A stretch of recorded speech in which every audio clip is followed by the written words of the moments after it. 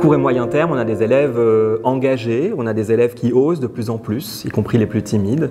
On a des élèves enthousiastes qui se mettent à aimer le sens du questionnement, le sens du problème, alors qu'auparavant ça pouvait peut-être leur faire peur, parce que qui dit questionnement dit absence de réponse parfois, ou réponse trop complexe à formuler. Et puis sur le long terme, on a des élèves qui, au niveau des compétences, acquièrent une maîtrise certaine de la problématisation, de la conceptualisation, et en fait ça se voit dans toutes les disciplines.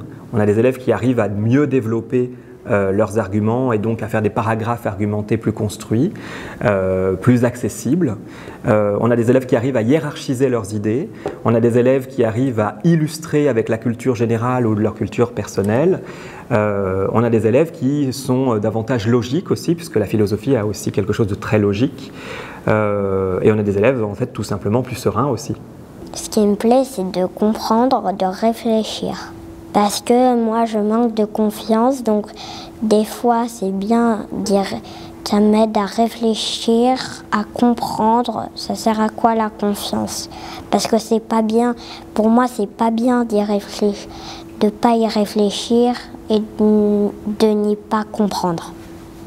Moi, ce que j'aime dans la philosophie, c'est qu'il n'y a pas de bonne ou de mauvaise réponse. Tu choisis ce que tu veux et en fait, du moment que tu l'exprimes, c'est bon.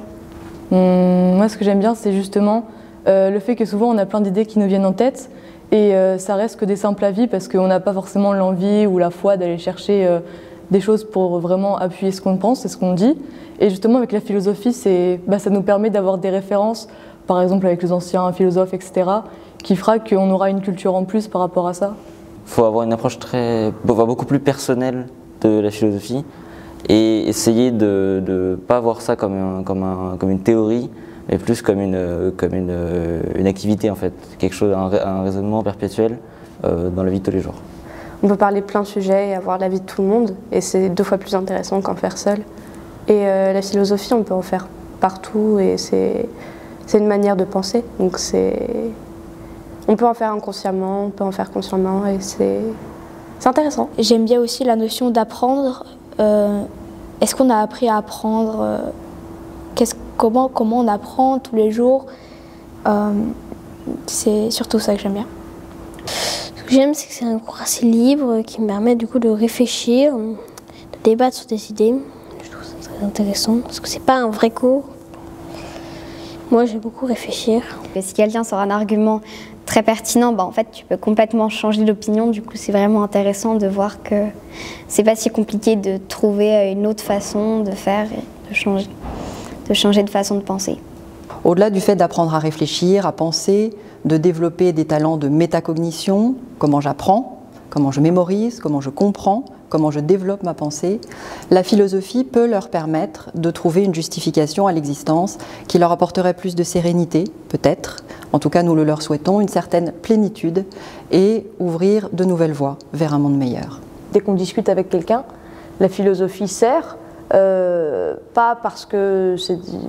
Enfin, je dis pas ça dans l'aspect rhétorique que ça peut avoir, mais je pense que ça aide à guider sa pensée dès qu'interaction avec quelqu'un, avec le monde, avec un ami, avec peu importe. Et ça, on est des êtres sociaux, donc c'est dans la vie de tous les jours. Et même quand c'est pas le cas, je trouve que c'est utile parce que la philosophie, ça peut advenir n'importe quand, dès qu'on pense par soi-même, dès qu'on regarde quelque chose, qu'on se dit pourquoi.